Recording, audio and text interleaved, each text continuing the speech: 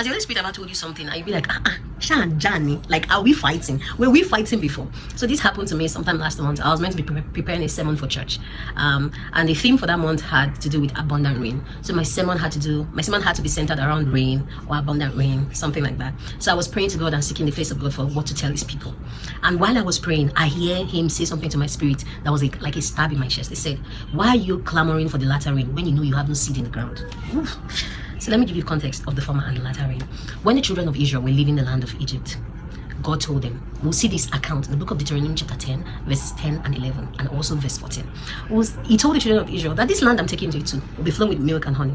That is, you would not rely on irrigation. The children of Egypt majorly relied on the Nile to irrigate their farmland. If you know anything about the climate of the Middle East, it is desert, semi-arid, while some areas are Mediterranean. But majorly it's a desert region. So the children of Egypt, as far back as those times, had the technology, infrastructure for irrigation, and sometimes they watered their plants. So God told them, this land I'm taking you to is not going to be a land where you have to irrigate, because you know it's still in the same region, but I will give you rain. So God came up with a structure of giving them rain twice in a year, one called the former rain and the other called the latter rain. The former rain came between the periods of October and November, while the latter rain came between the periods of March and April. The former rain came to break the ground, to break the earth, so that they could plant, to soften the earth, so they could plant their seeds, while the latter rain came to mature their crops for harvest. So when it will be dry in other cities, other countries, other nations, in the land of Israel, it rained steadily for two periods in the year.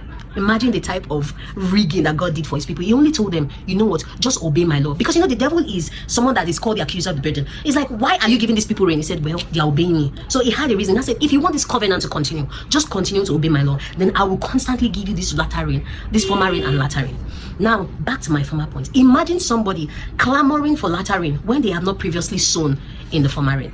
How does God want to help you? Because the latter rain is not rain for drinking. It's not rain. It is rain to mature what God has done upon the earth. It is rain to mature the seed you have previously planted. It is rain to mature the things, your own work on the ground. It is rain that brings perfection and completion. So when I said in the beginning, why are you clamoring for the latter rain when you have no seed in the ground? God was using it to tell me, why are you asking for me to bless nothing?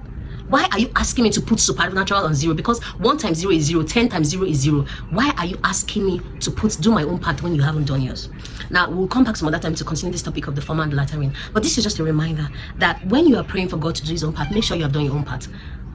Even when Moses came, he said, what do you have in your hand?